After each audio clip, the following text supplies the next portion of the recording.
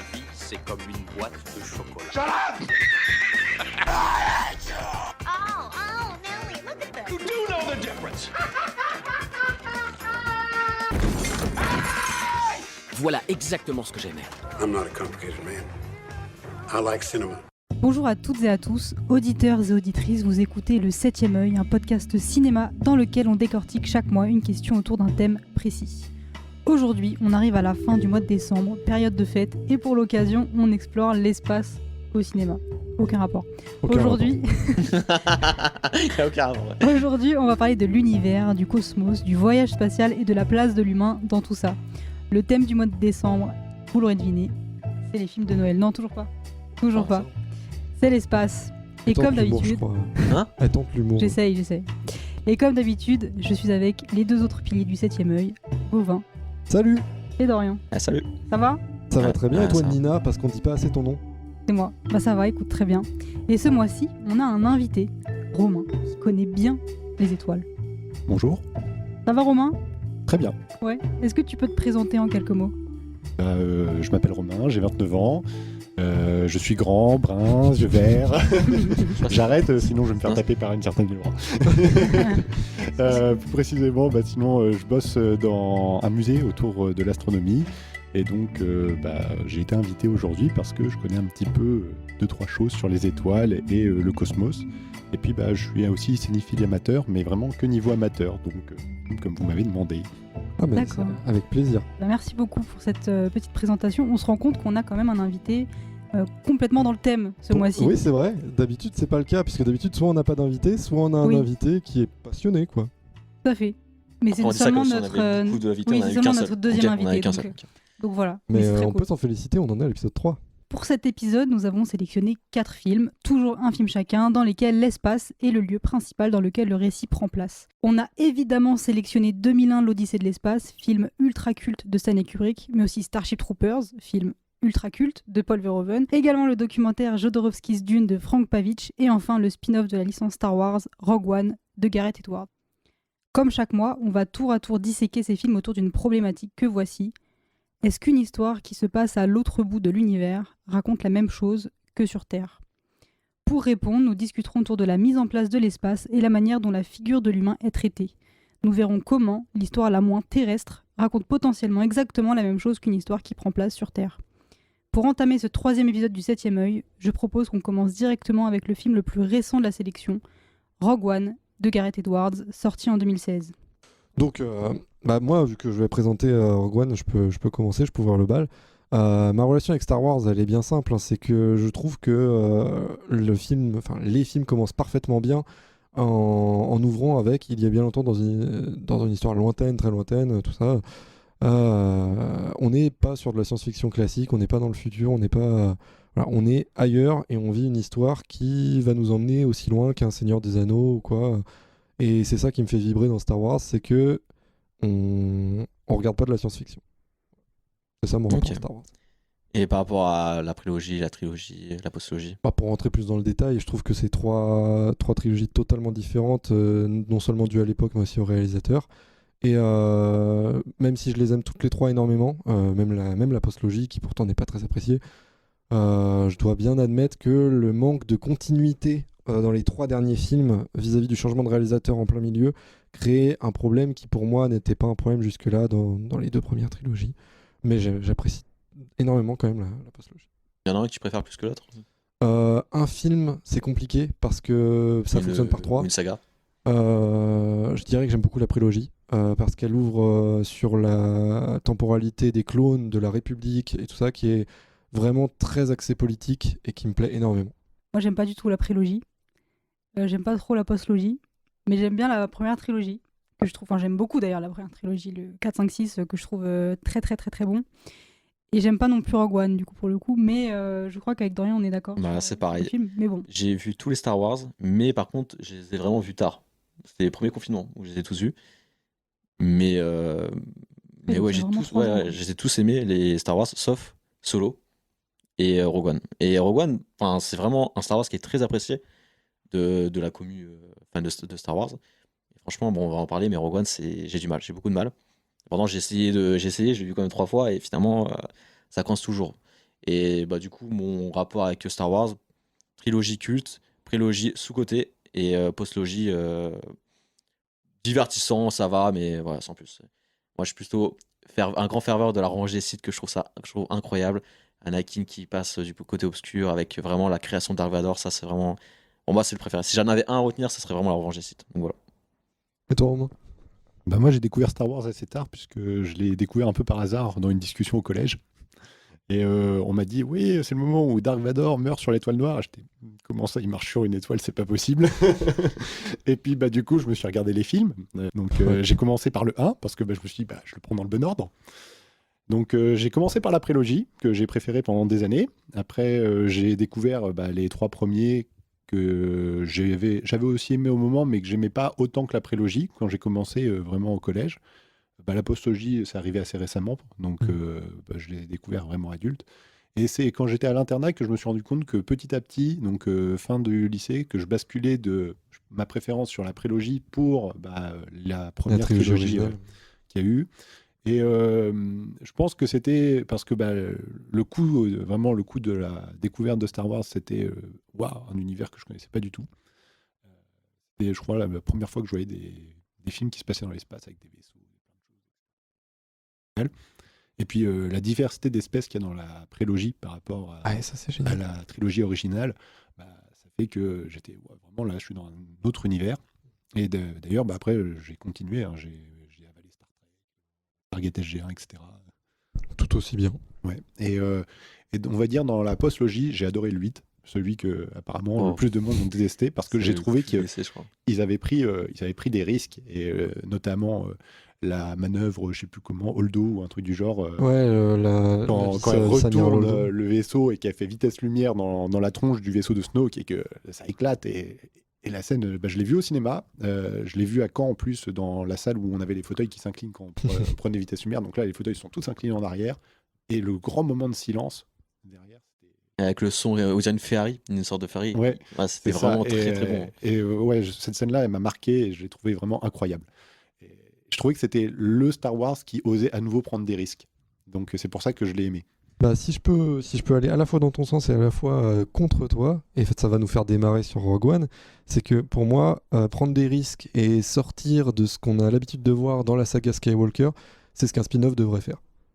Et j'apprécie énormément ce qui a été fait dans le 8, mais pour moi, ça n'avait pas sa place ici, c'était plutôt dans un spin-off. Notre rébellion, c'est tout ce qu'il reste pour faire reculer l'Empire. Nous pensons que tu peux nous aider. Quand as-tu vu ton père pour la dernière fois? C'est quoi ces questions? Il semblerait qu'il joue un rôle capital dans la mise en œuvre d'une arme surpuissante. Si c'est mon père qui l'a conçu, il faut qu'on le retrouve. L'histoire se déroule juste avant les événements de Star Wars épisode 4, Un Nouvel Espoir, alors que l'étoile de la mort, l'arme absolue de l'Empire galactique pour inspirer la peur au système insoumis, est en construction. L'Alliance rebelle, qui a appris l'existence de cette station de combat, en vole les plans pour y trouver une faille. On suit le capitaine Cassian Andor ainsi que Jyn Erso, une femme jusqu'alors solitaire et fille du concepteur de l'étoile de la mort. Elle est recrutée par l'Alliance rebelle qui cherche notamment à se procurer un message de son père contenant des informations essentielles pour l'Alliance. Gauvin, c'est toi qui as choisi de parler de Rogue One dans cet épisode. Et je suis très satisfait de mon choix. Je suis très content d'avoir pris ça parce que en le revoyant pour le bien du podcast, je me suis rendu compte que j'avais beaucoup plus de choses à dire que ce que je pensais. Au départ, j'avais pour volonté de parler de la guerre froide parce qu'on est déjà directement avec cette histoire d'étoile de la mort sur l'arme de destruction massive absolue terrifiante qui, du jour au lendemain, peut annihiler une planète entière, exactement comme une bombe atomique pourrait le faire. Clin d'œil, Oppenheimer. Ah, voilà. Ça, j'aime bien. C'est bien ce genre de rêve. Et donc c'est vrai, on peut pas le manquer. On est vraiment sur une métaphore énorme. Mais en le revoyant, j'ai pensé à un truc tout bête, c'est que l'étoile de la mort, elle a été utilisée. Et ça change énormément de choses, en fait, je trouve, par rapport à ce qui s'est passé dans le monde réel jusque-là. C'est sûr.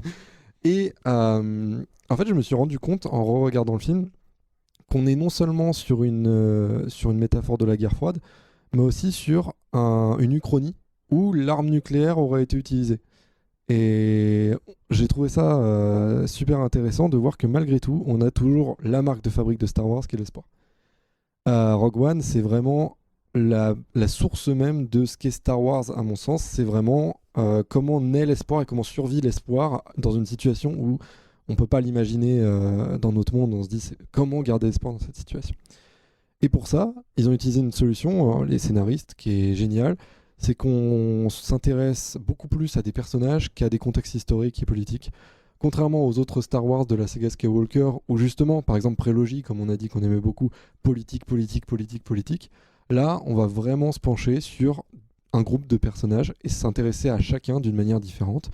Avec Jyn Erso, on a cette personne qu'on suit depuis l'enfance et qu'on va suivre jusqu'à sa mort. Avec Cassian Andor, vu qu'il n'y avait pas la série encore à ce moment-là, on a ce personnage-là qui a un background qu'on ne connaît pas et qu'on va découvrir au fur et à mesure, enfin on va découvrir la personne qu'il est sans s'intéresser à son histoire. Avec nos deux amis typés asiatiques dont j'ai plus leur nom. Et Donnie Yen, c'est l'acteur Donnie Yen qui incarne. C'est celui qui est aveugle avec le bâton. Oui. Bah, comment il s'appelle déjà j'ai plus son nom.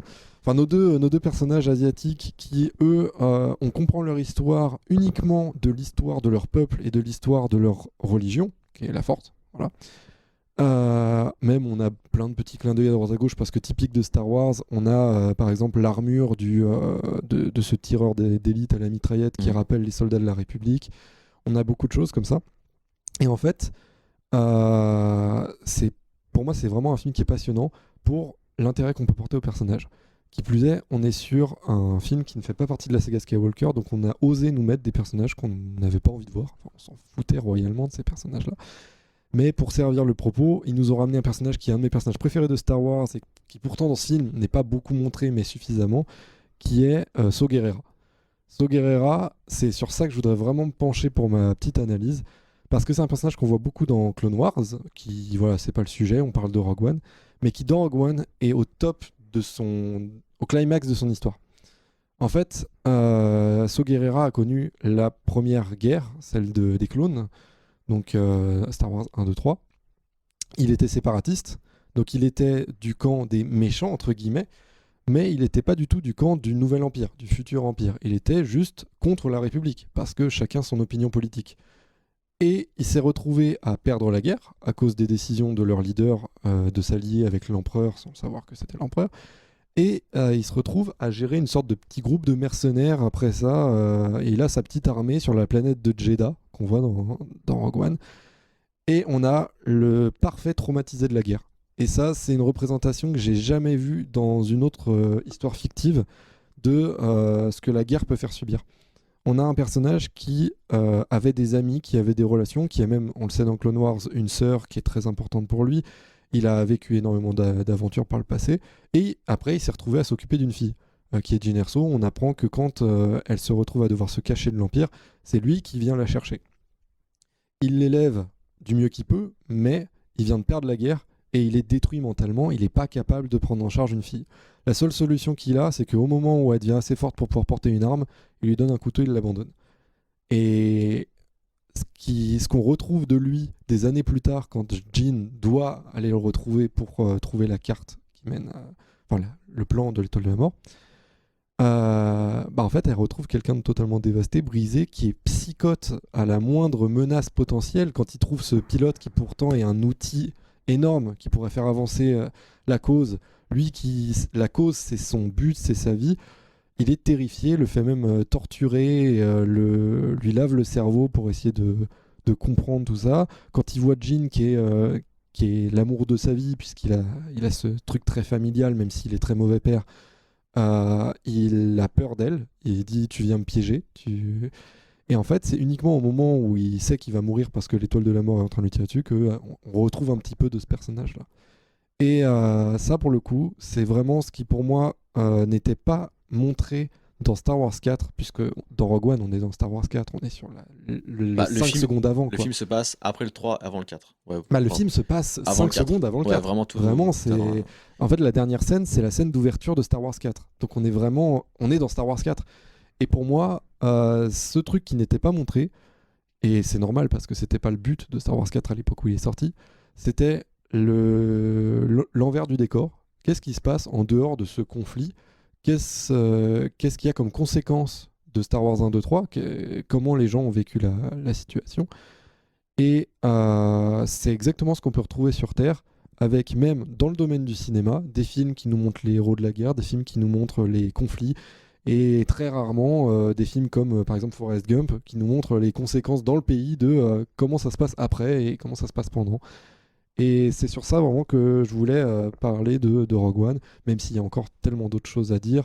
Rien que par exemple l'implication de personnes qui ne sont pas des soldats dans un conflit armé, le fait que la guerre ne soit pas encore annoncée et que pourtant le conflit soit déjà lancé, qu'il y ait déjà des actes terroristes en réalité. On est vraiment sur un combat entre deux groupes terroristes, puisque l'Empire se la joue toute puissance, qui applique des droits qui se sont accordés eux-mêmes, et nos groupes de héros qui vont accomplir des actes littéralement de terrorisme avec des explosifs sur Jedi, ils font tout péter alors que les civils sont en plein milieu de la ville. Même si c'est pas de leur faute, c'était Saw Gerrera qui a lancé l'assaut contre l'Empire. Il y a un côté où vraiment on suit des terroristes. Et j'ai beaucoup aimé ça, mais je trouve que c'est vachement plus pertinent de parler de quelque chose qu'on n'a pas vu dans les autres films Star Wars, parce que dans tous les Star Wars, on suit un groupe de terroristes. À chaque fois, c'est toujours la même histoire. Donc voilà, qu'est-ce que vous en pensez, vous? Après, la guerre froide, la Seconde Guerre mondiale, ça fait beaucoup rappeler la Seconde Guerre mondiale, avec ce côté rebelle, ce côté impérialisme, surtout incarné par Darth Vader. Du coup, tu as surtout parlé, je trouve, d'attachement au personnage. Et moi, je trouve que c'est vraiment le point noir. Ah ouais? Ça va. Enfin, et Nina est d'accord là-dessus. Ah ouais. Et les personnages. En fait, il y a un côté frustration dans le sens où je vois que le film a beaucoup de qualité et le film n'est pas mauvais. Il est loin d'être mauvais, on peut pas dire que le film est mauvais. Je m'attendais vraiment à mieux, même si bon, on l'a vu beaucoup plus tard, il est sorti en 2016, Rogue One. Mais Diego Luna, Felicity Jones, je les trouve insipides, vraiment insipides au possible. Ces personnages, je les trouve vraiment pas intéressants. Et à aucun moment on s'attache. Et à aucun moment j'ai pu réussir à rentrer dans le film. L'intro est très stylée avec Mads Mikkelsen, très très très stylé, mais à aucun moment j'ai réussi à m'attacher au personnage. Et ça a pas suffi, je trouve que ça n'a pas suffi pour sauver l'acte 3, qui est le meilleur. Hein. Vraiment, l'acte 3, c'est là où il y a vraiment les scènes d'action, vraiment, il y a aussi ce... On a le climax de la relation entre Obi-Wan et Anakin, je trouve. Ouais, aussi. Mais là, on n'est pas au même point d'attachement. Genre, Anakin, Obi-Wan, le lien qu'ils avaient, c'était très attachant, on avait envie de les suivre. Là, dans Diego Luna, moi, personnellement, après, c'est un ressenti. C'est pas forcément un acteur. J'ai du mal avec cet acteur, il me fait rien ressentir. Et Felicity Jones, je la trouve vraiment très fonctionnelle et sans plus.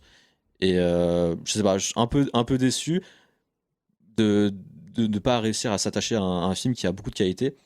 Après, moi, le problème, c'est que les seules qualités, je trouve, c'est techniquement. Techniquement, bon, là, on est vraiment sur Gareth Edwards. Il sait filmer le gigantisme avec, auparavant, Godzilla, là, plus récemment, The Creator, qui est pour le coup, The Creator, un très bel émoji à Star Wars. Très beau. Très très beau. Et justement, en parlant de beauté, la photographie, la photographie de Greg Fraser est incroyable. Et franchement, pour moi, c'est vraiment les deux grosses qualités du film. C'est la photographie et vraiment ces plans portés sur le gigantisme. Aussi avec le thème de fin. Le thème de fin où vraiment on sent que la bombe va exploser. C'est magnifique, vraiment. Mais ça n'a pas suffi pour moi d'être convaincu par le film. Et je trouve que c'est dommage, vraiment. Et Nina est d'accord avec moi là-dessus. Ouais, on en a parlé il y a quelques jours et je te rejoins complètement là-dessus. La fin est vraiment marquante, mais elle aurait pu être d'autant plus marquante s'il y avait eu un travail de direction d'acteur. Je pense pas que ce soit une question de rôle, enfin de jeu. Pour le coup, c'est une question de direction d'acteur. Justement, pour direction d'acteur, Forest Whitaker, qui est un très très bon acteur, je le trouve pas bon du tout. Qui joue déjà, rappelle-moi Qui joue Saw Gerrera. Ouais. Je le trouve vraiment pas bon du tout. Je le trouve cliché au possible. Et ouais, c'est tout. Voilà, il est toujours over the top, toujours en faire des caisses. Comme un fou, quoi. Comme un fou. C'est un peu le personnage. Après, moi, ça m'a pas c'est un peu le personnage, dérangé. mais je trouve que c'est maladroit. Après, moi, je trouve que c'est encore une erreur en termes de direction d'acteur. Et ça va aussi avec tout le reste. Genre Felicity Jones et Diego Luna, qui sont vraiment très mal dirigé, je trouve, vraiment. Ouais, complètement. Moi, c'est un film que j'ai vraiment adoré. Donc, je suis pas d'accord avec vous, malheureusement. Ouais. Non, c'est ce que j'ai trouvé déjà génial de Rogue One, c'est on visite pas une planète, mais on en visite tout un tas, donc c'est magnifique. Rien que pour ça, c'est le côté on commence, on est sur une première planète, après on va passer sur Jeddah, après on va passer sur comment la planète où... La planète Hill, là, j'ai plus Voilà, le nom. qui est, franchement, elle, je m'y attendais pas quand. Caris. Celle où Tarif. il y a la tour et où il faut piquer des plans. Mais finalement, j'ai trouvé que l'environnement était sublime. Là, je te rejoins, la photographie était parfaite. Moi, je suis pas d'accord. Je trouve qu'il passe de l'émotion à la fin parce que je me souviens très bien de ma première vision de ce film. J'étais encore au cinéma avec le même copain avec lequel je me suis fait tous les Star Wars dès qu'ils ont commencé à ressortir. Et à la fin, j'ai versé ma petite larme parce que j'étais ah oui, ils ont eu l'audace de dire on avait créé des nouveaux personnages, vous y êtes attachés pendant le film et on vous les tue à la fin du film. Le problème, c'est que quand on s'y attache pas dès le début, c'est compliqué de s'y attacher à la fin. Et c'est là où, pour nous, enfin, Nina et moi, c'était un peu plus compliqué. Enfin, pour moi, personnellement, c'était un peu plus compliqué. Je comprends aussi, hein, mais vraiment, je trouvais que c'était audacieux de dire on vous a montré des personnages et c'est la dernière fois que vous les voyez dans cette, on va dire, dans cette chronologie. Après, oui, on va pouvoir vous faire autant de préquels qu'on veut, mais vous avez vu cette œuvre, si jamais elle bide, on a quand même tué des personnages, donc c'est fini. C'est pas de. Même si on va voir le personnage de Diego Luna avec la série Andorre, même si on le revoit. Oui, mais on sait qu'il est mort. On sait qu'il est mort. C'est ça. On sait que c'est avant, et je trouve que c'est toujours. Moi, en fait, j'aime les films qui se suffisent à eux-mêmes. J'aime quand un film a un début, un milieu et une fin, et qu'à la fin, c'est fini. Il n'y a pas besoin de faire de suite sur les personnages, il n'y a pas besoin de faire de suite sur l'histoire. L'histoire, elle est close. Et à la rigueur, on peut faire une suite dans l'univers du film. On peut faire... après, comme ils ont fait Rogue One pour Star Wars 4, c'est comment on en est arrivé là. Exactement. Et je trouve que c'est très bien de se dire, voilà, cette œuvre se suffit à elle-même. On ne va pas faire un Rogue One 2, donc c'est fini. Et surtout que ça ferait Rogue 12, du coup, voilà. Rogue 2. D'une part, l'histoire était cool. Et le seul regret que j'ai, c'est qu'ils ont tiré avec l'étoile noire dans ce film, ce qui fait que ça fout en l'air la première trilogie, parce que normalement, l'étoile noire n'a jamais tiré avant le Déande.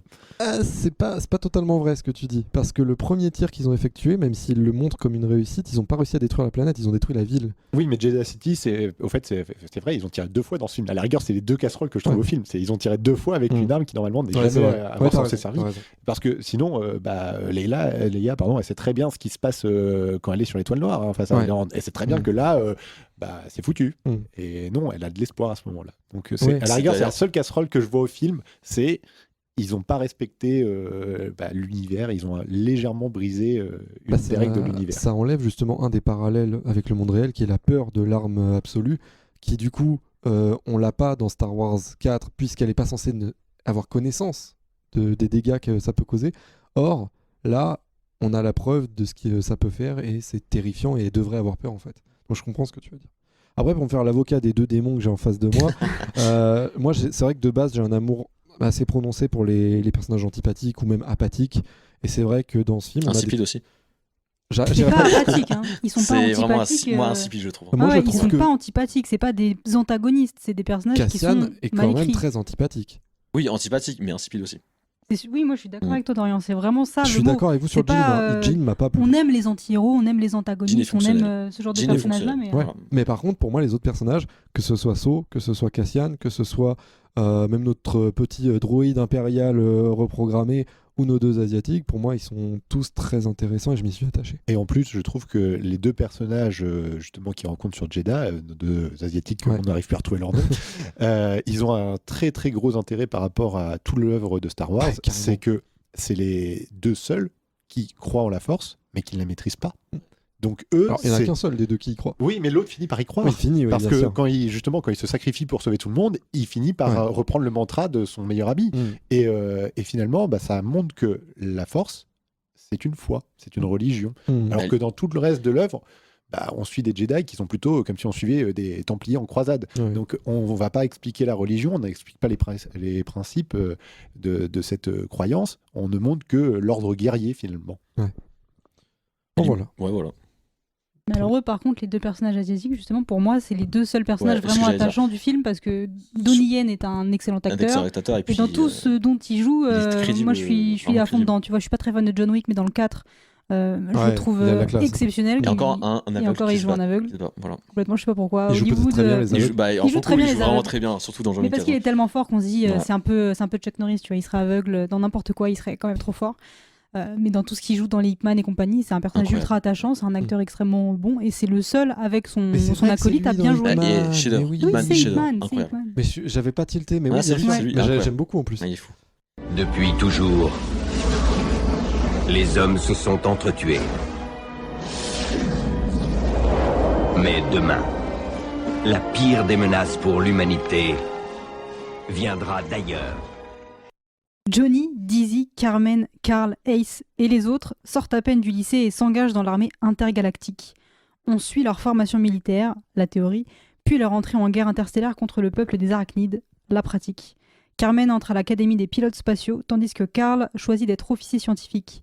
Dizzy et Johnny s'engagent, eux, dans l'infanterie mobile. Ce sont ces deux derniers qui affronteront en première ligne les puissants guerriers arachnides lors de l'attaque de la planète Klendatu par la Fédération terrienne. C'est vraiment rapide et là on a vraiment toute l'histoire. quoi. Et bah Starship Troopers, alors moi j'aime beaucoup Paul Verhoeven. Tous Aussi. ces films sont très très Ouais. intéressants, vraiment. Et Starship Troopers, je pense que ça va être l'un de ses films les plus sous-cotés en vrai, je pense. Parce que juste, Oh, tu penses? Il est très apprécié. oui, il très tu penses apprécié, ouais. Ok, parce que le côté un peu. Quand tu regardes l'affiche, tu vois, ça fait un peu américain, j'aime l'Amérique, pas très patriotique. Et d'ailleurs, le film parle de ça, hein, vraiment de la patrie. C'est vraiment un film, je trouve, qu'on devrait vraiment réévaluer parce que je trouve vraiment incroyable. Bon, je te trouve dur, je pense pas que ce soit un film Ah ouais si peu estimé. Toutes les Mal personnes avec compris, qui j'en ai peut-être, parlé mais, m'ont dit que, Bah, tant les mieux. personnes qui l'ont vu m'ont dit que c'était un film sympa. Voilà. Bah, Bon, tant c'est mieux, culte c'est quand même. Moi, je dirais Enfin, du moyen bien. Du moyen bien. Ah, ok, Ouais. ok. Putain, j'ai crié. En fait, c'est un film, pour la faire court, c'est un film qui s'inclut dans les séries B, les films de série B. Donc, comment on pourrait appeler un film de série B un film de seconde zone, entre guillemets? C'est assez péjoratif, sachant que c'est un genre à part. Et pour le coup, là, c'est vraiment le genre est assumé. ça utilise les codes en tout Ça cas. utilise les codes et puis c'est bien c'est assumé. Voilà, pour faire entre parenthèses un autre. Enfin, je pense que ça doit être mon film de série B préféré sûr. Il y a Nuit en Enfer qui est aussi incroyable J'ai pas vu ça. de Rodriguez. Avec Oh oui. Tarantino. Incroyable, vraiment. Oui, Dorian, Mais bon. on est d'accord. Et évidemment, il y a tous ces codes au cheap. Il y a évidemment le design des créatures, évidemment, même l'intrigue de juste aller sur notre planète pour se battre contre des insectes. Rien que déjà, cette intrigue est cheap.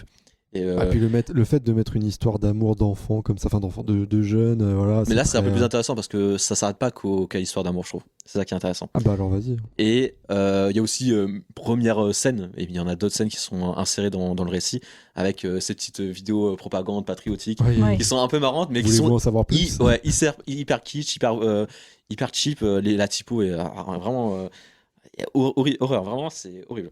Mais voilà, tout ça pour dire que tout fait en sorte que ça soit cheap, mais ça soit bien assumé. Même les costumes, les armes, on a même des armes laser. Genre, c'est vraiment tout est assumé. Et pour le coup, c'est vraiment un film patriotique. On voit l'affiche, on comprend, c'est vraiment un film profondément américain. C'est Ah, des- je sais pas ça pour le coup. Mais qui se fout de la gueule Oui, de ça, hein. totalement. qui anti, du se coup. fout de la gueule. degré. Mais au début, vraiment, t'as vraiment ce côté, on formate les étudiants pour devenir des armes de guerre pour les Américains. Évidemment, c'est une satire, ça se Oui, rapproche, ouais, ok. ça se Ouais, rapproche de la bien satire. sûr. Mais évidemment, et puis on a ce côté un peu au début, tout mignon, teenage movie, avec les trois amis, du coup Rico, Dizzy et Carl. Dizzy, Johnny. ouais, Dizzy, Ouais, Carl. Dizzy, Johnny, Moi j'appelle Carmen. Rico. Et c'est vraiment les trois amis qui sont, c'est à la fin de l'année, évidemment, fin d'année, qui dit fin d'année dit chacun. Tableau avec les résultats. C'est ça. Et chacun va faire sa route, chacun son côté. Évidemment, tu as cette romance qui est très appuyée. Cette romance slash vraiment très sensuelle entre Rico et Carmen. Et Dizzy, justement, qui est à côté, qui, elle, veut convoiter Rico. Convoite juste. Hein. Convoite juste. Mais bon, après, plus tard, bon, c'est un peu plus que du convoitage. Ça se dit pas, mais vous avez compris. Enfin, c'est plutôt de la convoiterie, mais t'inquiète, je l'ai. Convoiterie, ouais, tu l'as. Mais ouais, Carmen, entre Carmen et Rico, c'est vraiment l'amour passionnel, le grand amour, et évidemment, à la fin, chacun va prendre des routes différentes, mais leur amour reste, il se promet à rester ensemble. Donc bon, Rico, lui, on va vraiment se pencher sur le point de vue de Rico parce que c'est le personnage le plus intéressant, le plus attachant, justement, parce que c'est le personnage un peu le moins cheaté, le moins surhumain, dans le sens où c'est lui qui a pas les meilleures notes, c'est lui il a des capacités physiques, mais il est pas bon en cours. Et puis on verra plus tard que sous sa responsabilité, il y a un mort en fait, il y a une personne morte, donc c'est une faute très grave de sa part. Mais il va réussir à tenir bon, justement par la volonté et le courage de sauver le monde. Un petit peu comme, pour rebondir, comme sur Rogue One, c'est les personnages qui t'intéressent là. Comme moi, là pour le coup, à l'inverse de Rogue One, les personnages sont ultra attachants et vraiment directement. C'est ton opinion. Ouais, moi je trouve que les personnages sont hyper intéressants. Peut-être clichés justement, mais ils sont assumés et moi je trouve que c'est vraiment des très très bons personnages. Voir ce côté qui va se renvoyer à la guerre, à l'armée, avec justement Carmen qui va plus être une pilote qui va se rapprocher de l'armée de l'air, Rico qui va être dans l'infanterie, donc l'armée de terre, et Carl lui il sera vraiment mis en retrait, qui sera plus dans les renseignements. Mais on suit quand même les trois évolutions. On aura évidemment des scènes. Les scènes de combat sont ultra satisfaisantes, je trouve. Sont très très bien filmées. Avec la musique, le thème est très très bien fait, franchement. Un thème qui fait très hymne national. Mais héroïque, il est très totalement, héroïque, très patriotique. On est toujours dans le thème. On est toujours sur ce nationalisme à l'excès. Ouais, exactement. exactement. Et pourtant international, parce qu'ils ont réussi à unir la Terre. Il n'y a plus qu'un gouvernement mondial. C'est ça qui est incroyable dans cette histoire. Ouais, c'est l'humanité contre une autre espèce. Et d'ailleurs aussi un truc pour vraiment s'attacher à Rico, c'est que finalement l'amour promis entre Carmen et Rico, finalement elle se penche sur sa carrière professionnelle, Carmen, et au prix de délaisser sa relation avec Rico. Donc évidemment ça rajoute plein de coups durs et on a envie de suivre ce personnage qui est maltraité mais qui va devenir un héros à la fin. En fait, de ce que tu racontes là, c'est non seulement ça pourrait se passer dans une histoire militaire sur Terre, mais aussi dans une histoire bien pas sûr. militaire. Ah, en fait. bien sûr. C'est vraiment le Parce truc que carriériste. ça reste des enfants, on les voit en cours, mais tout de suite après ils sont projetés pendant la guerre.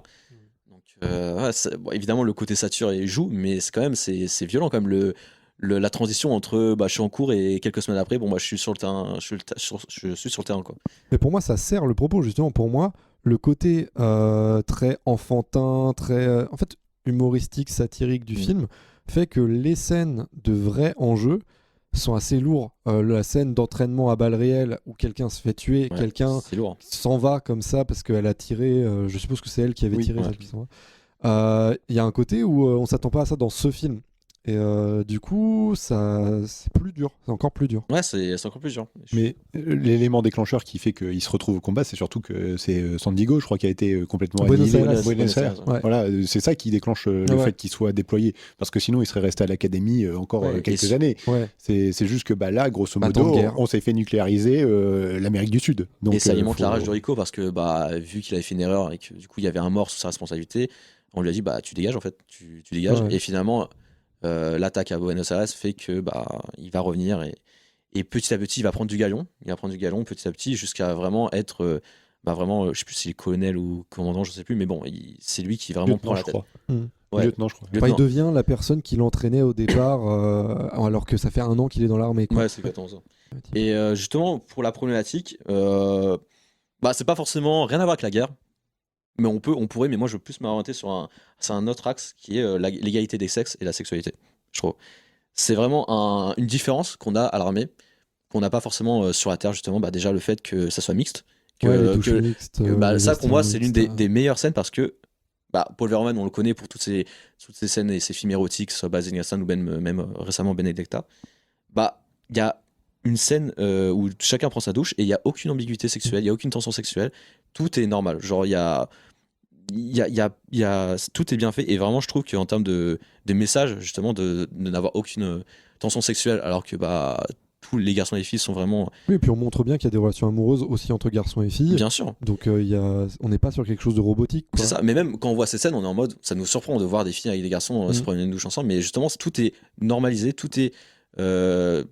il n'y a rien d'ambigu et je trouve ça magnifique et très adroit de la part de Verhoeven d'avoir fait ce genre de scène. Et justement, ça appuie sur la problématique du fait que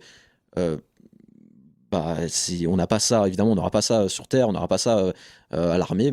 Et l'égalité des sexes, évidemment, parce qu'on ne voit pas les femmes se battre avec les hommes. Et là, on le voit, évidemment, et même les femmes sont aussi fortes que les hommes. Et il n'y a pas d'inégalité ou quoi, ils sont tous au même niveau et on ne cherche pas à savoir si l'homme est plus fort que la femme ou la femme soit plus fort que l'homme.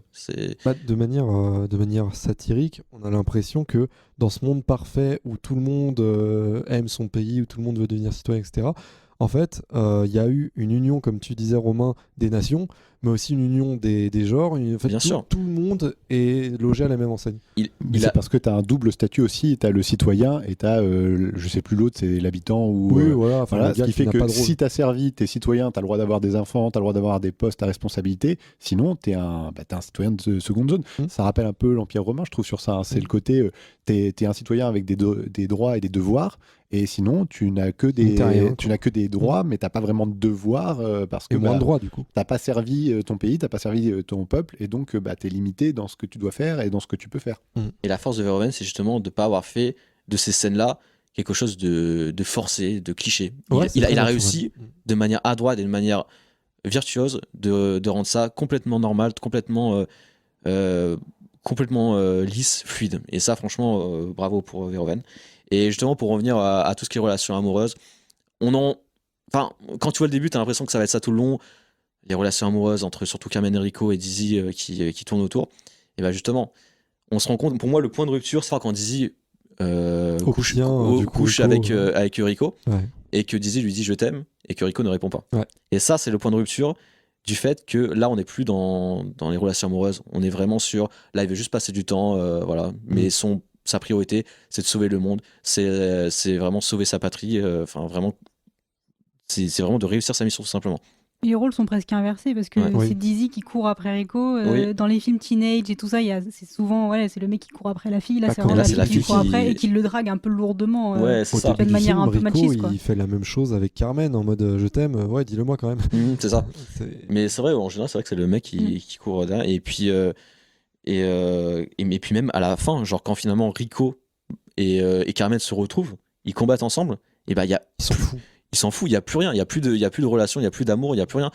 C'est vraiment la guerre. C'est ça le plus important.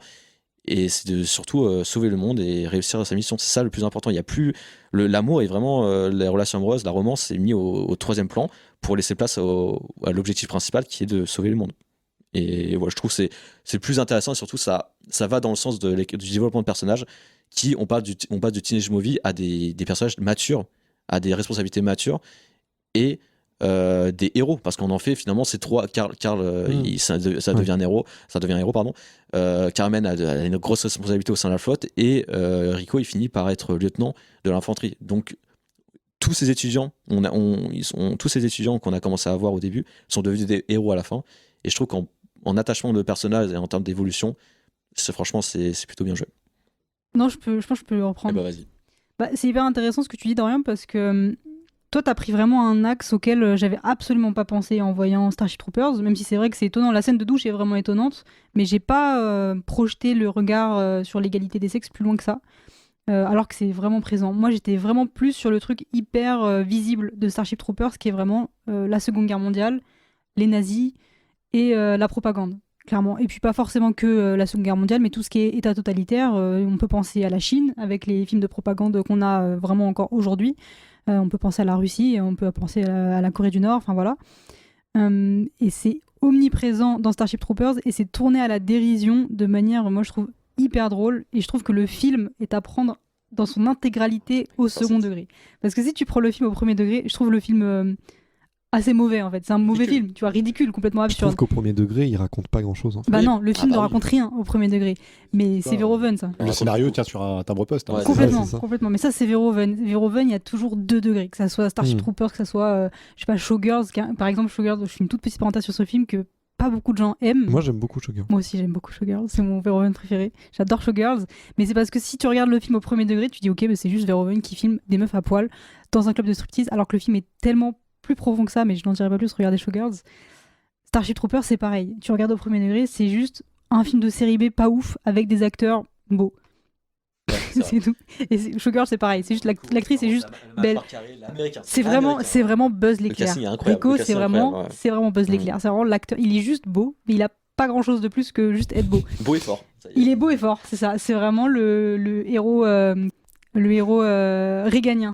Et donc c'est intéressant pour ça, et c'est surtout intéressant pour tout de la manière dont Verhoeven se fout de la gueule de l'état totalitaire en général. Bon, je sais pas qui est l'état totalitaire là-dedans. Est-ce que c'est du coup l'espèce de terre-union, l'Amérique a pris le dessus sur le reste, enfin c'est une espèce de nation américaine finalement, maintenant la Terre. Ça Donc, fait est-ce très que- occidental. Quoi. C'est très Après, c'est vrai qu'il y a occidental. il y a beaucoup de noms portoricains, de... C'est occidental, mais pour autant, c'est pas centré sur les États-Unis, puisque Oui. les personnages viennent d'Amérique du Sud Bah, c'est et ça. le gouvernement Ouais, est c'est à vrai. Vienne, donc le gouvernement Mm. est en Europe. Par contre, oui, dans la mentalité, c'est des Américains. Ouais, c'est ça. Mais après, c'est Ah, surtout quand on voit leur conseil qui fait très Organisation des Nations Unies, ce genre de choses, je trouve. Je suis pas d'accord, je trouve que leur conseil, c'est plus, on va dire, une assemblée où celui qui a le bon mot, il va être le champion, on va dire, Ouais. qui portera le conseil, Mm. puisque c'est je sais plus quoi, Fly Marshall, je crois. Mm. Le premier, c'est en gros, moi je vais tous les éclater, allez, on fait un plan, on va tous les défoncer. Ah, on s'est pris une branlée. Bon, il y en a un Il y en a nouveau un qui autre est, qui qui est prend- nommé, ouais, bien et sûr. le nouveau, c'est bon, alors on va tous les éclater, mais pas de la même manière. Et en fait, le conseil politique, il est assez un peu risible, on va dire. Je vois ce que tu veux dire. Oui. Alors, du coup, le lien avec 2001. Pas beaucoup de liens avec 2001, en fait. Il y a de l'espace.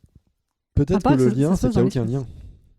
Oui, c'était à la C'est fois juste une une blague, blague. mais à la fois, est-ce que vraiment Starship Troopers et 2001 ont quelque chose à voir? Oui, peut-être. Ah, L'intelligence. L'intelligence des insectes qui deviennent de plus en plus le intelligents et monolithe. qui veulent Ah oui, oui, tout à fait. éradiquer l'humanité. Il n'y a pas de transition au pire. Je pense qu'il y a Non, mais zéro c'est pas con transition. quand même. mais C'est ouais, pas ça con va. cette histoire d'intelligence. tout l'homme à n'est fait. pas au centre de l'univers.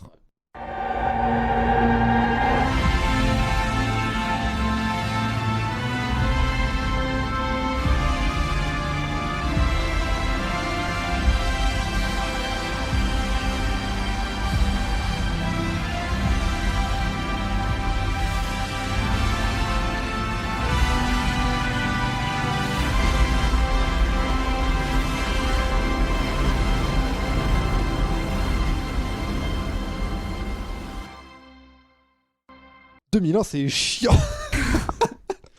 J'ai un peu ronflé, je crois. Je Ah non. crois que c'est le chat qui m'a réveillé. On piche. Oh le... Mais On piche. tout le monde est d'accord autour de cette table. Ah, Ah ouais. les trois. Un contre trois. Ouais. C'est pas inintéressant. C'est vieux et c'est filmé d'une manière qui est plus celle dont on a l'habitude de voir les films aujourd'hui. C'est pas les bonnes musiques. Ils se sont trompés au moment des musiques. Ah, vas-y, on va en parler. Vas-y, on en parle. Là, ça va être dur. À l'aube de l'humanité, une tribu de primates subit les assauts répétés d'une bande rivale qui lui dispute un point d'eau. La découverte d'un monolithe noir inspire au chef des singes assiégés un geste inédit et décisif. Brandissant un os, il passe à l'attaque et massacre ses adversaires. Le premier instrument est né. En 2001, 4 millions d'années plus tard, un vaisseau spatial évolue en orbite lunaire. À son bord, le docteur Heywood Floyd enquête secrètement sur la découverte d'un monolithe noir qui émet d'étranges signaux depuis la Lune. 18 mois plus tard, les astronautes David Bowman et Frank Poole font route vers Jupiter à bord du Discovery. Les deux hommes vaquent sereinement à leurs tâches quotidiennes sous le contrôle de HAL 9000, un ordinateur exceptionnel doué d'intelligence et de parole. Cependant, HAL, sans doute plus humain que ses maîtres, commence à donner des signes d'inquiétude. À quoi rime cette mission et que risque-t-on de découvrir sur Jupiter ? 2001 se passe en 2002, je tiens à le souligner. Bah, ça se passe 18 mois plus tard par oui, c'est rapport vrai. à 2001. Oui, c'est vrai. Ah oui, Donc c'est 2001 marrant se ça. passe en 2002, Ça je va, ça voulais va. juste le dire. C'est très important dans le débat. 2001, écoutez, ça va être facile de dire que c'est l'un des chefs-d'œuvre de Stanley Kubrick. Là, ça, comme avis. C'est hyper original. Mais bon, il faut le Non, mais placer, on peut- quoi. on Enfin, peut pas Stanley te Kubrick contredire. n'a fait que des chefs-d'œuvre. 2001 en fait partie. Subjectivement, on peut dire qu'on aime, qu'on n'aime pas, mais c'est vrai que c'est un des chefs-d'œuvre de Stanley Kubrick. Oui, voilà. Et puis c'est un chef-d'œuvre de la science-fiction, c'est un chef-d'œuvre du cinéma du voyage spatial et ce genre de choses. 2001, je pense que c'est hyper intéressant pour notre problématique parce que ça parle de l'espace, mais en même temps, ça parle vraiment de l'humanité dans sa totalité. Enfin, déjà, dès la première scène, on est dans une tribu d'hommes préhistoriques, la découverte de l'outil et en même temps la découverte du conflit. Il y a une espèce de trucs un peu liés qui se passent entre la découverte des deux notions, entre guillemets. Et après, on fait un bond dans le temps, on arrive dans le futur, et là, on est sur l'après nous, et l'après 68, puisque le film est sorti en 68, donc avant l'alunissage, etc. Et là, on arrive vraiment sur un moment de l'avenir de l'humanité.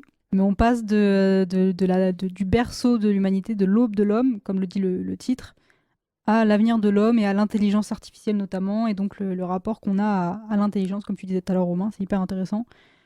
Donc ça parle peut-être même plus de l'humanité, de ce qui se passe sur Terre, que de ce qui se passe dans l'espace. Et on est sur une espèce de... Quand on dézoome sur ce film-là, on a vraiment ce rapport-là.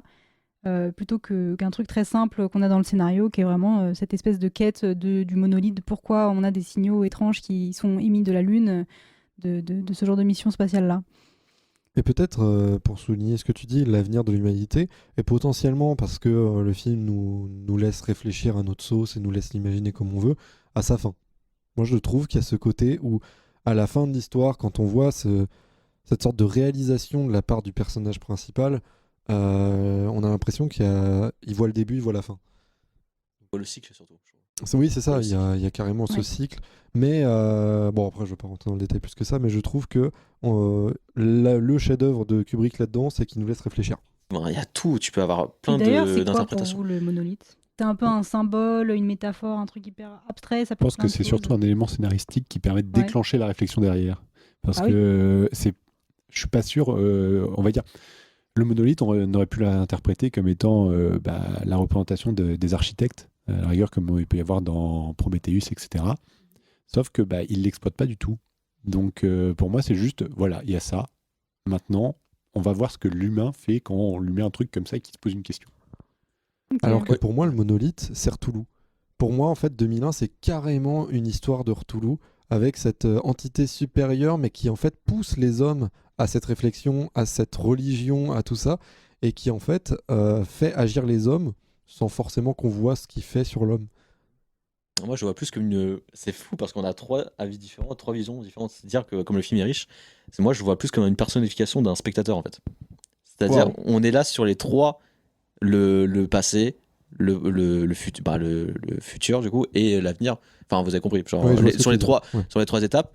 Et il est là. Genre, il est juste là, on sait pas ce qu'il fait et tout ça, mais il est là et il assiste à ce qui se passe dans chacun de ses temps. Très métaphorique. Et surtout, il le traverse le temps. Donc, moi, je le vois plus comme un spectateur. Et du coup, toi, qu'est-ce que tu vas dire sur ça ? Moi, je le vois vraiment comme une métaphore de la connaissance. Ça me semble tellement évident que c'est ça, que je trouve ça dingue que personne n'ait... Moi aussi, c'est ça. Mais je trouve ça fou. C'est ça qui est fou, c'est que c'est hyper riche et on peut avoir chacune une interprétation différente. Parce que moi, je le vois vraiment comme la connaissance. Justement, le singe, au départ, touche le monolithe et après, il a acquis quelque chose, qui est donc l'outil et la connaissance et du coup, ce qui en découle, hein, un peu la folie derrière, parce que l'instrument devient une arme. Et donc, la guerre naît d'une certaine manière, et puis à chaque fois, enfin pas à chaque fois, les 2 fois, on voit le monolithe 3 fois, je crois, dans le film, les 2 fois on le voit apparaître, il y a une espèce de bande-son de voix humaine, avec des un chœurs mélange et tout ça, des chœurs, mais pour moi ça me fait vraiment penser à la folie. Tu vois, il y a une espèce de truc hyper entêtant, ça te rend fou d'entendre ça, et ça les rend fous, eux aussi, un petit peu d'entendre ça. Et quand on voit les astronautes arriver sur la Lune pour découvrir le monolithe, il y a un peu ça qui se passe aussi. On voit pas forcément la connaissance et l'impact de la connaissance directement. En tout cas, je crois pas. Mais il y a toujours... Moi, si. Pour toi, si. Ouais. Vas-y. Pour moi, en fait, pour rester sur ce truc de R'toulou, cette scène-là m'a carrément fait penser au moment où l'humain va vraiment avoir une mission qui lui est confiée par la puissance supérieure.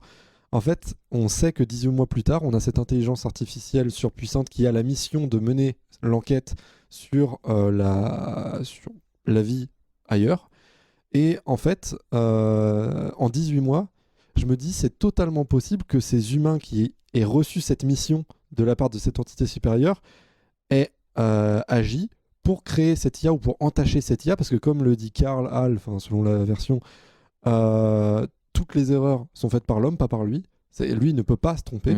Donc si on lui a mis quelque chose dans la tête à Hall c'est la faute de l'humain. Ouais. Exactement comme si on avait donné cette mission à ces gars-là qui reçoivent cet ultrason là, très désagréable, vas-y, il faut que tu m'envoies quelque chose, il faut que tu m'envoies une IA, il faut que tu m'envoies un vaisseau, il faut que tu m'envoies... Voilà.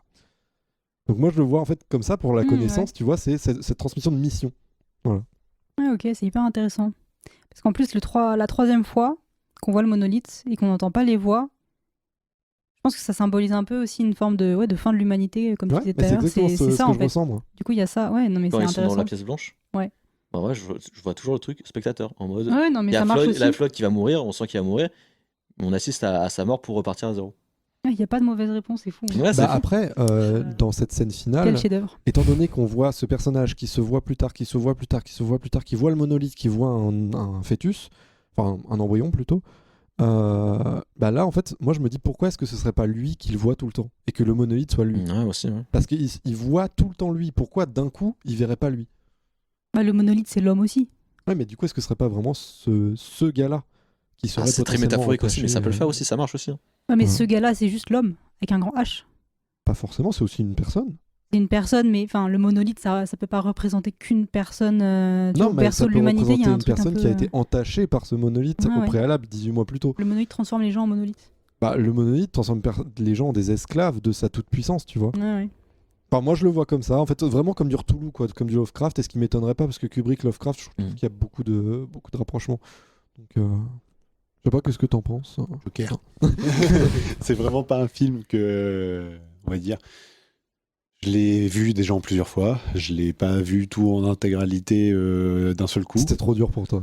Je décroche à chaque fois. Ouais, Honnêtement, ça fait partie de ces films où je décroche. Et 2001 fait partie de ces films où je ne rentre pas dedans. J'ai pas d'atome Ouais. crochu. Ouais. Bah, de toute façon, après, je comprends. Hein. Moi, je suis un peu dans le même cas. En fait, je me dis, mais après, ça, c'est un point de vue purement personnel, mais je me dis, quand tu veux raconter une histoire aussi lente et aussi pesante, parce que c'est un peu ce qu'il voulait faire, raconter une histoire qui te prenne avec elle et qui te soit dure à vivre, t'en racontes pas trois à la fois. Parce qu'il y a ce truc qui me perturbe beaucoup dans 2001 on raconte en sautant la scène d'intro qui pour moi est une scène purement explicative, purement de mise en scène de l'univers. On a ce premier cas en 2001, on nous raconte une histoire, on s'intéresse à des personnages, puis on s'en fout, on passe à autre chose en 2002, et là on parle d'intelligence artificielle qui est un tout autre débat. Et en plus, il y a cette histoire de monolithe. Et je trouve que raconter 3 histoires en C'est riche, une, hein. c'est C'est lourd et riche à la fois. pour une histoire qui se veut lente. Tu peux le faire quand tu fais une histoire rapide, voilà, saccadée, etc., des cuts de partout et tout. Je dis pas que c'est la chose qu'il aurait fallu faire, mais je dis que quand tu veux raconter 3 histoires, c'est très compliqué de le faire de manière lente et posée.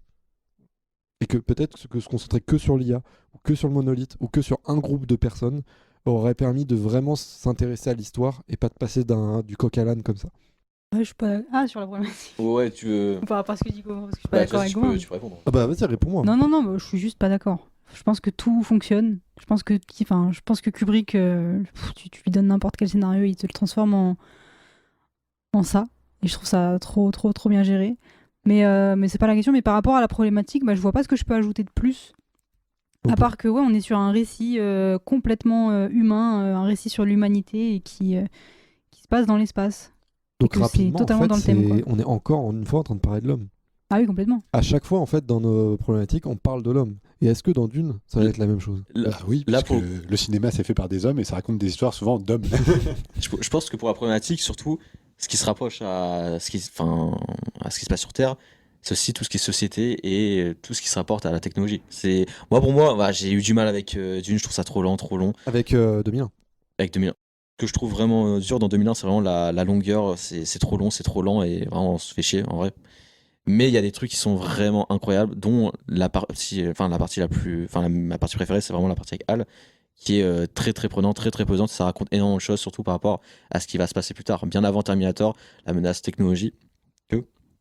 On a vraiment cet œil qui est vraiment filmé comme un humain, comme une oppression, et on a vraiment tout ce discours sur l'homme. Va se faire dépasser par l'intelligence artificielle, que l'intelligence artificielle peut battre aux échecs l'être humain et que l'intelligence artificielle peut tuer l'homme. Rappel du jeu de Go. Ouais, aussi. C'est jeu de Go ou échec? Alors dans le film, c'est les échecs, ouais. Mais il y a eu cette expérience qui a été menée il y a. Ah oui, si, je me rappelle, il y avait où l'IA avait battu le meilleur joueur de jeu de Go. Et avant, ça avait déjà été fait avec les échecs. Oui, bien sûr. Mais le jeu de Go, comme c'est un jeu beaucoup plus complexe. C'était Kasparov qui s'était fait battre. Et il voulait pas reconnaître qu'il s'était fait battre. Donc ça avait fait toute une histoire parce que il était en mode, il a quitté la partie, je crois, à 1 ou 2 coups d'un mat. En mode, j'arrête, c'est n'importe quoi. Ouais. Mais en gros, toutes les simulations qu'on fait derrière, on voyait que c'était bloqué, quoi. Tout ce qui est calcul, qu'est-ce que tu veux y faire? Tout ça pour dire que Kubrick, qu'on aime ou qu'on n'aime pas, ça reste quand même une icône de la SF 2001, et il n'y aurait pas eu Interstellar ou d'autres films s'il n'y aurait pas eu 2001. Et puis même d'un point de vue sociétal, genre la vidéo avec Floyd, non je sais plus le premier perso, comment il s'appelle? C'est pas Floyd. Non, j'ai du mal avec les noms. Je sais plus, le premier perso, quand il est en appel vidéo avec sa fille et que sa fille elle veut un téléphone portable On est dans les 60. Et puis tellement en avance sur son temps. Et puis même, c'est un appel visio. Ouais, juste l'appel visio déjà est fou. C'est l'actualité par rapport à ce qui s'est Ça passé. a commencé avec le téléphone, l'appel visio. Ouais, c'est ça. C'est même époque. Hein. Oui, c'est juste vrai. qu'on l'a développé Ouais. plus tard, mais les premiers téléphones avaient déjà la capacité visio. Ah, d'accord, donc c'est normal. Ah oui, c'est normal, Ok, ça d'accord. existait à l'époque. Ok, bon. Ouais, ouais. mais c'est fou de se dire qu'on est sur un mode de vie où on est sur un vaisseau spatial qui n'a aucun lien filaire avec le reste de l'univers et que pourtant il passe un coup de fil. Oui, mais on est aussi dans les, on va dire, 2001, ça a été dit au début et c'était très bien, ça sort en 68. Oui, juste avant. Donc, juste avant la mission Apollo 11. Ouais, qui est en 69, c'est ça? Ouais, 69, juillet 69. Sauf que à ce moment-là, on n'envoie pas des hommes sur la Lune en se disant on n'a jamais foutu un seul truc sur la Lune, on y va et puis on va voir ce qui se passe. On a envoyé une tétrachée de trucs sur la Lune. On a envoyé des sondes, on a envoyé des orbiteurs, on est allé plus loin que la Lune. Et en fait, on sait déjà faire plein de choses sans fil, on sait déjà faire plein de choses au niveau technologique. Et surtout, c'est une période où du coup, toute la presse scientifique parle de qu'est-ce qui se passe dans l'espace. Donc, on va dire, quand le film sort, il y a déjà tout un tas de choses que le public de recherche et de choses. C'est parce que c'est son quotidien, c'est en ce moment le côté de oui, le voyage spatial ça va être long, chiant et compliqué. Oui, le voyage spatial, ils vont s'ennuyer. Oui, il va y avoir ils vont louper l'anniversaire de leur fille. Non mais c'est ça, il faut 3 jours et demi pour aller sur la Lune. Donc avec Apollo 11, ils ont mis une semaine juste à faire un aller-retour. Et après, ils ont passé 21 heures sur place. Et là, le gars, après, il part sur Jupiter 10 mois plus tard. Donc, en fait, il y a de la distance. Tu te rends compte très vite que le film sort aussi à un moment où le contexte fait que toute la société, et en plus la société américaine, parle beaucoup de l'espace. Après, je trouve ça avant-gardiste quand même qu'une fille, une petite fille de 8-9 ans, demande un téléphone. Je sais pas si. Alors qu'elle en a 20. Non, non. C'est vraiment ça. Elle en a vraiment plein et tu me t'en donnes déjà plein. Oui, non, c'est sûr. Mais ouais, je trouve ça, je sais pas. Mais en tout cas, c'est ça, c'est avant-gardiste. Ce film est avant-gardiste, on peut dire ce qu'on veut. Cryogénisation et compagnie. Ouais, on maîtrise pas. On va faire ça. C'est ce que tu veux, on te rentre dans le congélateur, mais on ne dit pas qu'on va Il y a des gens qui le font, mais je sais pas s'ils vont. Oui, mais enfin, ils sont déjà en porte de mort. Là, je pense que ça, c'est tout mère aujourd'hui. En France, par exemple, tu as le droit de te faire cryogéniser, mais tu es déjà morte. On attend que tu meurs et très rapidement, tant que tes organes sont viables et que ton cerveau n'est pas encore en train de se décomposer, on peut te mettre dans un congélo. Mais tout ça pour revenir, c'est que 2001 l'Odyssée de l'espace a inspiré beaucoup de films comme Jodorowsky Dune, a inspiré pas mal de films aussi, malgré le fait qu'il aurait pu inspirer beaucoup plus que ça. Mais il a inspiré d'une différente manière. Je pense qu'il s'est quand même beaucoup inspiré de 2001, parce que ça relate 2-3 sujets qui sont abordés dans 2001, notamment le voyage spatial qui est très long. Dans Dune, il trouve un moyen scénaristique de dire non, maintenant on peut le faire en cours, nous. Be prepared to live the most wonderful experience of your life. I wanted to make something sacred, free, with new perspective, open the mind. I start the fight to make Dune. La drogue. Voilà. C'est juste ça la mode. La drogue. On a vu le projet initial, la drogue c'est pas mal. Hein. Les épices. On a vu le réalisateur déjà, ouais. Dune, pilier de la littérature SF, écrit par Frank Herbert, adapté par David Lynch en 1984 et par Denis Villeneuve en 2021, aurait pu être adapté par Alejandro Jodorowsky, grand cinéaste chilien hallucinant et halluciné, réalisateur de films complètement barrés et expérimentaux, le père de quelques délires psychédéliques surréalistes comme La Montagne Sacrée, El Topo ou encore Santa Sangre. Jodorowsky's Dune est un documentaire sur un film qui n'existe pas, qui n'existera sans doute jamais, mais qui aurait pu exister, qui aurait pu être une adaptation potentiellement réussie du roman reconnu par bon nombre comme étant inadaptable. De seulement 12 heures. De seulement 12 heures. Bon, je suis bien embêté parce que tu m'as pris mon intro dans ta présentation. Ah merde. Eh non, c'est parfait. Du coup, on est d'accord au moins sur le côté que c'est quelque chose qui est très compliqué à adapter et que du coup, 3 cinéastes se sont lancés dessus, 3 se sont cassés les dents parce que même Denis Villeneuve, qui est le dernier à s'être mis dessus. Alors 3 cinéastes, du coup, j'en ai oublié un. Non, Jodorowsky. Ah oui, Jodorowsky. Parce que je crois qu'il y a aussi une série. Il y a une série, mais je ne l'ai pas vue, donc je ne peux pas t'en parler. Ok, ça marche. Mais ouais, même Denis Villeneuve, qui là le fait, admet qu'il n'est pas complètement satisfait de son œuvre. Donc, et puis il a besoin de plusieurs films, alors qu'à l'époque, c'est une intro. Le premier Dune qu'on a vu, c'est plus comme une intro. Je crois que c'était les premiers chapitres, les 4 premiers chapitres du film. Grosso modo, c'est vraiment l'intro. C'est vraiment une partie de l'intro, le premier Dune. Ça place l'intrigue, pas le personnage. Non, bien sûr. Donc moi, je me suis orienté sur un film qui n'existe pas, mais qui est très intéressant parce que il a ouvert finalement la voie à plein d'autres films de SF derrière. Et comme je vous ai dit, je suis rentré dans la SF assez tardivement, avec Star Wars notamment, mais parce que je suis pas du tout cinéphile. Je rentre vraiment dans les films moi par loisir. Et donc j'ai découvert le domaine de la SF à l'adolescence. Avant, j'étais plutôt sur les classiques français avec les De Funès, etc. Et donc, quand j'ai découvert Dune, j'ai découvert un univers que j'ai trouvé vraiment incroyable. Et je suis rentré par celui de Lynch. Et après, j'ai appris qu'il y avait celui de Jodorowsky qui existait. Donc, je me suis intéressé un petit peu à celui-ci. Le problème, c'est que ce film, il a été pensé, réfléchi, préparé pendant 5 ans à peu près. Et il n'est jamais paru en salle, faute de 5 millions de dollars. Donc, il manquait, on va dire... Faute de 5 millions de dollars et faute de la mentalité hollywoodienne Mais aussi. c'est justement les 5 millions de dollars que Mm. n'ont pas voulu mettre les studios dedans, alors que les 2 tiers du budget étaient déjà là. Ils avaient déjà récolté 10 millions et il en manquait juste 5 pour que le film devienne réalité. Et ce qui est fou de cette œuvre, c'est que finalement, sans elle, il n'y aurait pas eu Star Wars, il n'y aurait pas eu Alien, il n'y aurait pas eu Terminator, il n'y aurait pas eu plein de films de SF qui se sont inspirés de Dune. Par exemple, le plan séquence. Parce que en fait, ce qui est bien dans le comment il est formé, mais je suis pas forcément fan du format parce que ça fait très interview. Par contre, les reconstitutions de tous les storyboards et qu'on les anime, par exemple, quand on voit le plan séquence du début, c'est incroyable et évidemment, ça fait penser à Contact avant même qu'ils nous disent que c'est Contact. Donc c'est pour ça que ça a vraiment fait. Ça a pas inspiré les autres films comme ça voulait, mais malgré l'échec, ça a quand même pu inspirer. Donc c'est ça qui est intéressant. C'est ça, et puis même ça a lancé des films, parce que quand on regarde, par exemple, ne serait-ce qui est à la technique sur Dune, ça va être tout le cast qui va être recruté derrière pour faire Alien. Donc les vaisseaux, la créature, tout ça, ça n'avait pas été fait pour ce film-là, ça avait été fait pour Dune. Donc il y a un paquet de choses au fait qui en sont sorties et qui fait que ce film, je trouve que c'est à la fois un chef-d'œuvre sans être sorti au cinéma, et aussi une occasion manquée, mais peut-être pour le bien de l'ensemble des œuvres de SF au cinéma. Parce que comme notre Don Quichotte inadaptable. Un petit peu, ouais. Ce film, c'est vraiment la défaite du réalisateur, mais la victoire du cinéma. Parce que même si lui a pas réussi à faire son film, le cinéma a prouvé que, ok, t'as voulu faire un film de producteur, ça a donné Dune de David Lynch. Bon, voilà, c'est un film de producteur, c'est pas un film de cinéaste. Vraiment. Non, mais j'adore cette scène de Jodorowsky qui dit moi j'ai vu j'ai pleuré, j'ai ri, je me suis marré. Et finalement, quand j'ai vu que Lynch avait adapté Dune, je me suis dit il y a que lui qui peut faire ça, et je regarde le film et là je commence à pleurer, puis en fait après je souris, puis étape après étape je souris de plus en plus parce que c'est nul, c'est un mauvais film, et cette scène elle est incroyable. Voilà. Oui, tout à fait.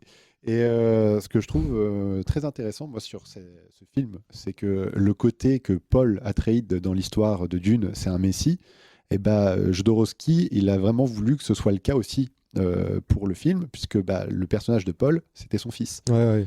Et il l'a entraîné, mais pendant plusieurs années consécutives, 6 heures d'arts martiaux par jour, pour qu'il devienne vraiment le Paul Atreides du roman, chose qui, on va dire, n'est pas faisable normalement sur un film classique. Pareil, aller chercher Salvador Dali pour interpréter... C'est dingue ça. Les noms qui sortent et là. Mick Jagger, Mick Jagger, Salvador Dali, Alain Delon. Oui. C'est fou, ça, hein. Comme il est franco-chilien, il va chercher dans les castes internationaux, mais aussi français. Et il y avait Orson Welles aussi, pour faire le baron Harkonnen. Et puis la princesse, j'ai oublié son nom. C'était la blonde. Comment elle s'appelle déjà ? Et pas l'actrice. Mais oui, du coup, il va chercher à la Amanda fois Lear. des... Amanda Lear.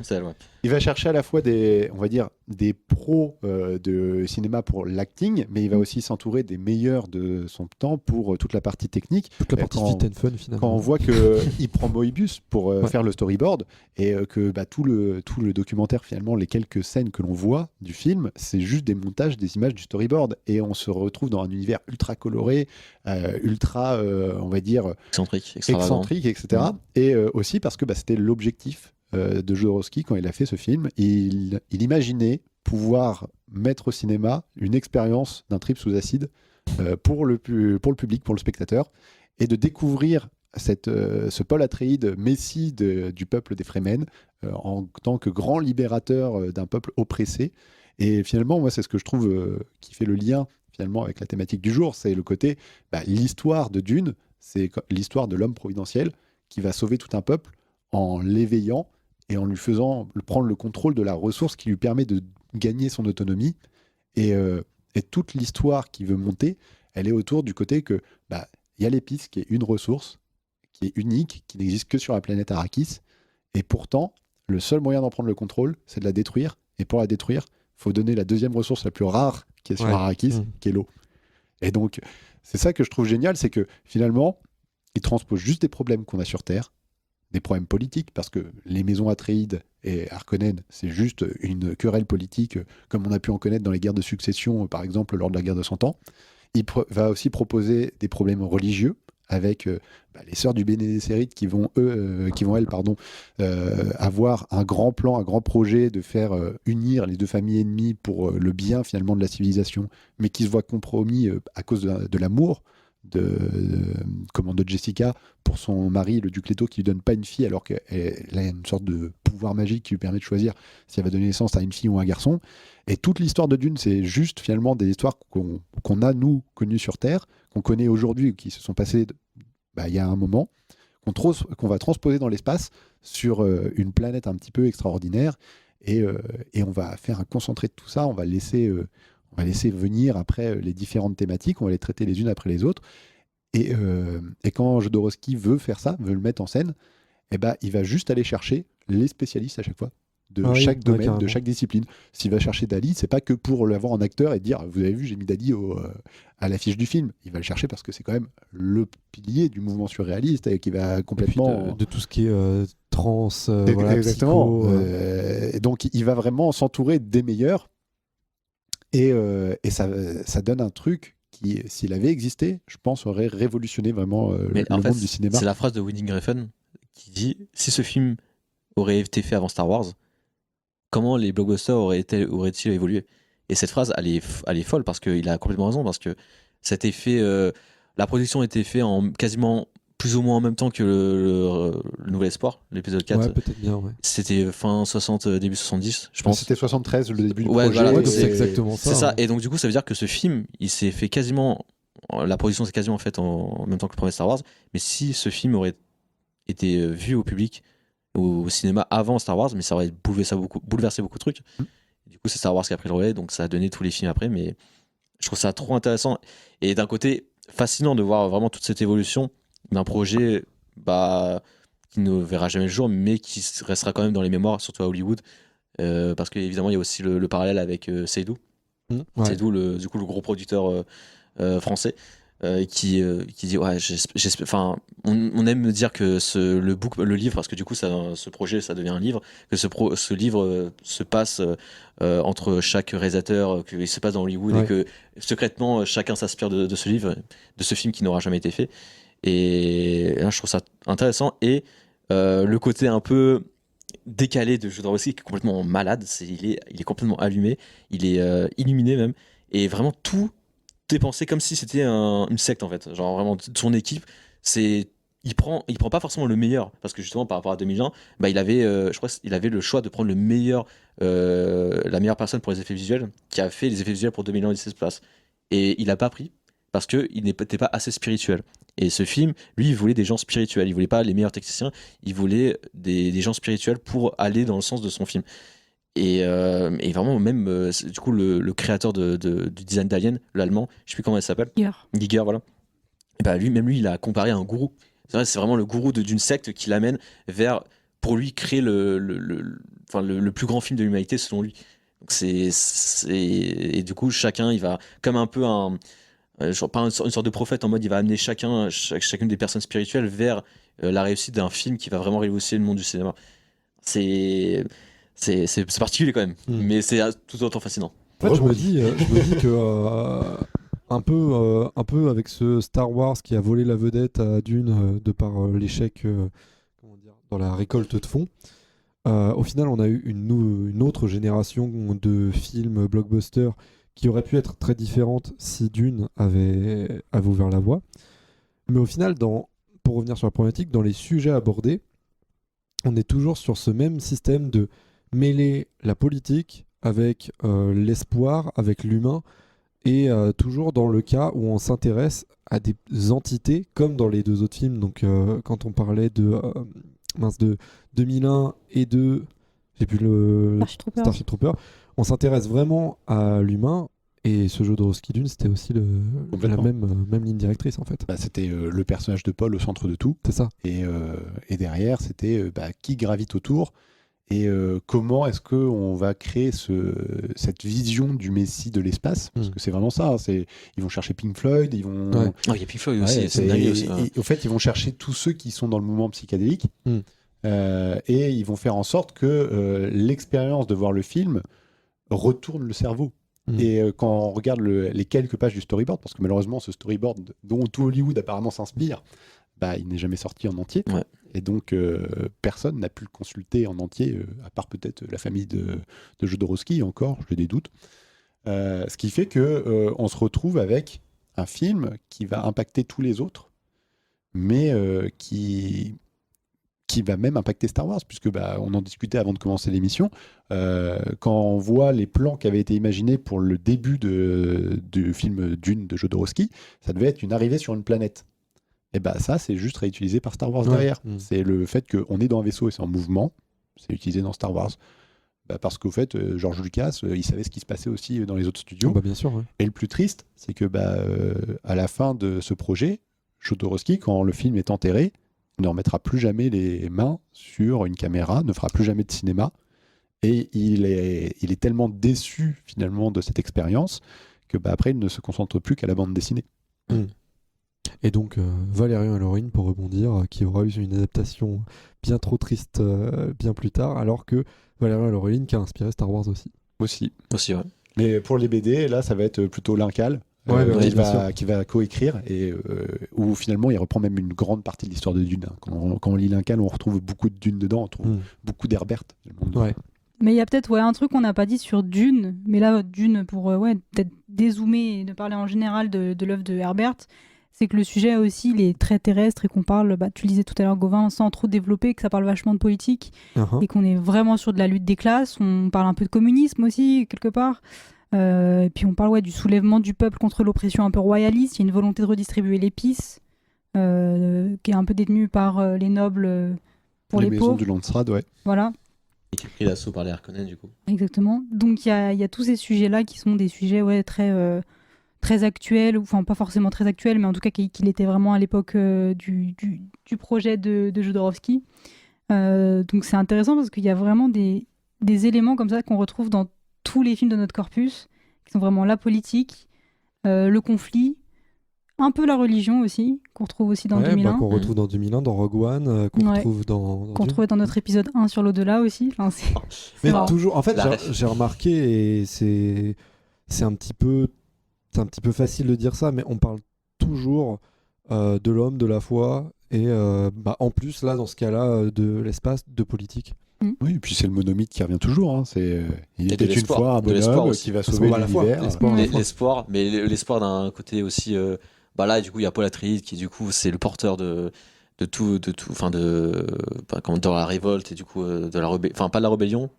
Enfin, un peu, c'est quand même. Du soulèvement, du soulèvement. Comme dans Rogue One, le soulèvement contre l'oppression impérialiste. Il y a tout ce côté en mode une personne ou un groupe de résistants qui vont se porter de l'espoir vers cette rébellion, quoi. Mais ce que je trouve qu'il n'y a pas dans Rogue One, contrairement aux autres Star Wars, c'est que on n'est pas avec les Skywalker justement. Et on n'a pas ce dieu. Il n'y a pas de dieu. C'est un être humain. Alors que dans Dune, et dans Dune, il y a une sorte de Skywalker. C'est pas Atreides, c'est la maison Atreides. De toute manière, c'est quand on voit que Jessica, sa mère, c'est une grande sorcière, que lui, il a également des dons de prémonition. Et que son père, il est, on pourrait le comparer presque au Alderaan, c'est Organa, voilà. Bail Organa dans Star Wars. On va dire que on pourrait faire très facilement transposer l'histoire, les personnages d'une histoire à l'autre. Après, c'est des histoires qui sont, on va dire, avec un scénario quasiment identique à la base. Oui, carrément. C'est une structure assez similaire, mais parce que c'est aussi une très bonne façon de parler des problèmes humains, de le projeter dans la SF et de le projeter dans l'espace. Ça permet de se dégager des problèmes politiques actuels et de se dire, vous voyez, je fais une critique de la société, mais sans pour autant pointer du doigt quelqu'un qui risque d'avoir un impact sur le monde du cinéma, parce qu'on a choisi, je crois, que des films des studios hollywoodiens. Oui. Il n'y en a pas un seul, je crois, qui est un studio indépendant ou qui vient d'un autre pays que les États-Unis. Oui, bien sûr. Ouais. Donc on est aussi dans des films qui ont été sélectionnés et qui fait que ils ont tous les mêmes contraintes, qui étaient les contraintes de production de Hollywood de l'époque. Alors qu'on peut quand même souligner que, c'est mon avis subjectif, mais qui pour moi est assez juste, c'est que l'ASF à la base c'est quand même quelque chose de très français, je trouve, et que surtout au cinéma, grâce à Méliès, encore une fois que je cite à chaque épisode, on a vraiment un monopole de la SF qu'on retrouve du coup dans Jodorowsky Dune, puisqu'on a énormément de participation de la France.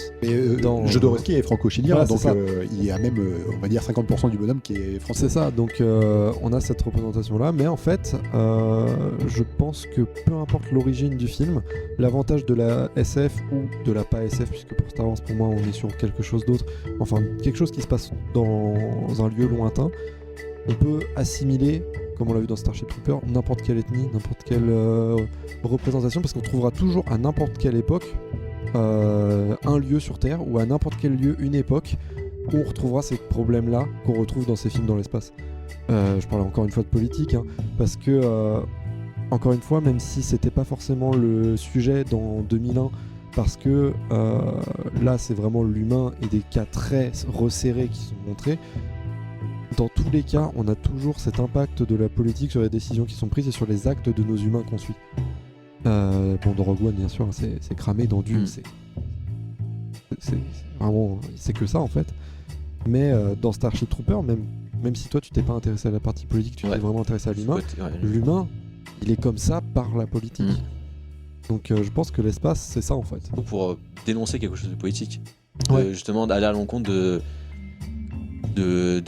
toutes ces inégalités de sexe et tout ça, justement, d'avoir un message politique qui va à l'encontre du message politique traditionnel. D'ailleurs, faire du cinéma, c'est politique. Ouais, c'est ça.